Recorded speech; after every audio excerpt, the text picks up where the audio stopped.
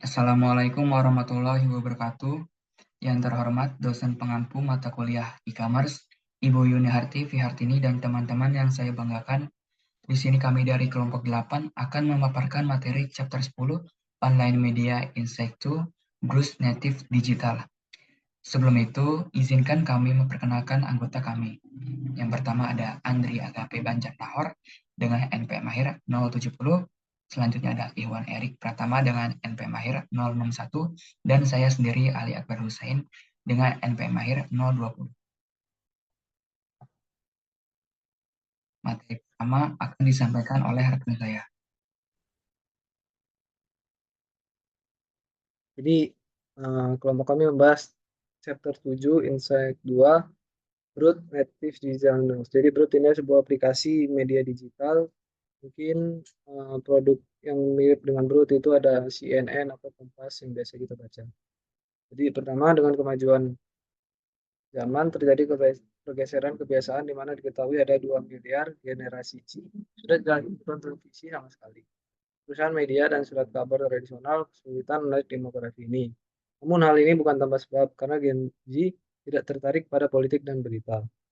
Beberapa perusahaan seperti startup media digital Prancis, Brut, telah menemukan formula yang berhasil menarik pemirsa milenial dan Gen Z.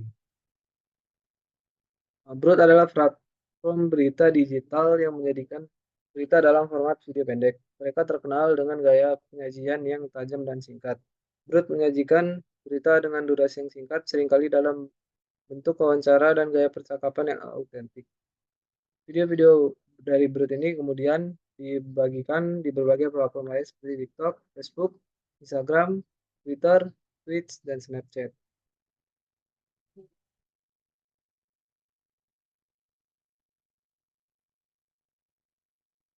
Jadi ini ada contoh tampilan aplikasi Brut yang sudah kami capture di uh, websitenya. Jadi tujuan dari Brut adalah untuk meliput topik-topik yang sedang tren dalam budaya dan politik dengan sudut pandang yang berbeda dari sudut pandang lainnya.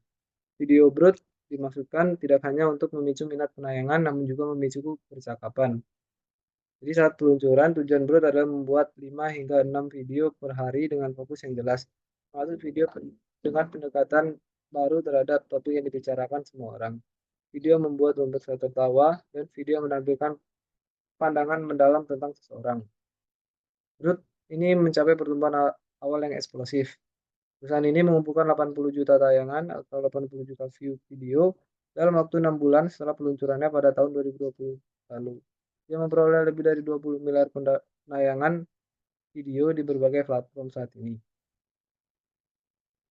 Dengan ketidakpercayaan pada media tradisional yang sedang meningkat, terutama di kalangan pemirsa muda, video langsung menawarkan kepada pemirsa gambaran persis seperti apa yang dilihat jurnalis pada saat itu dan dianggap dapat lebih percaya dan lebih menarik. Misalnya reporter Brut yang berada di lokasi protes rompi kuning pada tahun 2018 di Paris, Prancis, catat sebanyak 17 juta penonton dalam satu hari. Pemirsa yang brutal lebih cenderung terlibat dalam perdebatan dan percakapan melalui komentar. Pada pada pendiri perusahaan membanggakan bahwa sepertiga konten Brut terinspirasi oleh analisis cermat terhadap komentar pemirsa pada video sebelumnya. Meskipun Brut dengan hati-hati menganalisis komentar pengguna untuk mengonfirmasikan keputusan kontennya di masa depan, pimpinan perusahaan menegaskan bahwa mereka tidak ingin menjadi perusahaan berbasis data yang menjadikan konten yang mereka tahu akan disukai pembaca.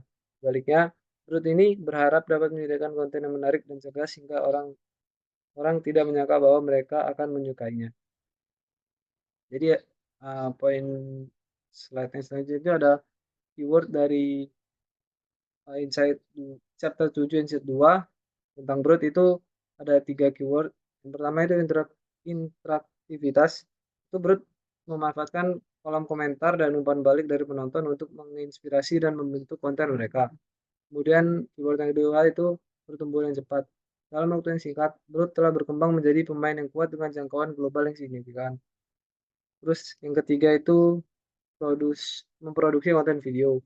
Sebagai media digital, Root fokus pada pembuatan konten yang ditujukan untuk platform media sosial.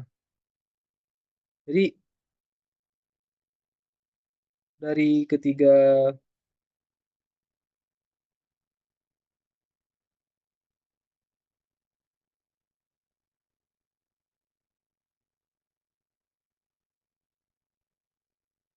Tiga aspek ini, interaktivitas, pertumbuhan yang cepat, dan produksi konten video, adalah pilar utama untuk mendukung kesuksesan Brut dalam menjangkau dan mempengaruhi generasi Z dan milenial yang menjadi target pasar oleh Brut ini.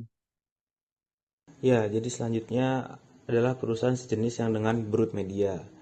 Ya, ini adalah Vice Media. Vice Media adalah sebuah perusahaan media yang berbasis di New York City, Amerika Serikat. Didirikan pada tahun 1994 di Montreal, Kanada. Oleh Suros Alvi, Shane Smith, dan Gavin McInnes. Perusahaan ini awalnya bermula sebagai majalah punk bernama Voice of Montreal sebelum akhirnya berganti nama menjadi Vice Media.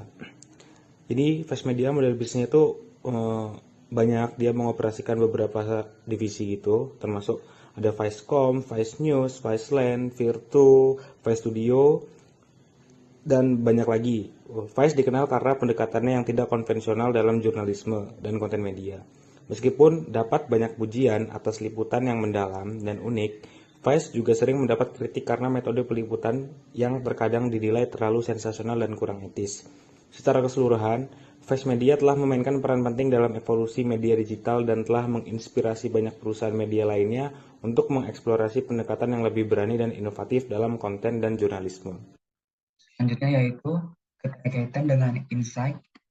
Insight ini berkaitan dengan chapter 10 mengenai media online di mana platform seperti Facebook, YouTube, Instagram, Twitter, dan lain sebagainya digunakan sebagai media untuk mengunggah konten secara online. Brut adalah sebuah perusahaan yang didirikan pada tahun 2017 yang membuat konten melalui platform digital dengan topik yang sedang tren atau berkaitan dengan politik dan budaya. Perusahaan ini telah menyaingi beberapa pesaing digital dengan menjadikan media online sebagai kekuatan utamanya. Brut telah berhasil menayangkan video yang diputar lebih dari 10 juta tayangan, sehingga menjadikannya sebagai pemain kuat di lebih dari 100 negara. Mengenai kondisi perusahaan Brut saat ini, perusahaan ini telah memperoleh jumlah penayangan yang besar, dengan videonya mengumpulkan lebih dari 22 miliar penayangan di seluruh dunia. Kehadirannya menonjol di Eropa dan India, termasuk di antara 5 outlet media digital teratas di Amerika Serikat.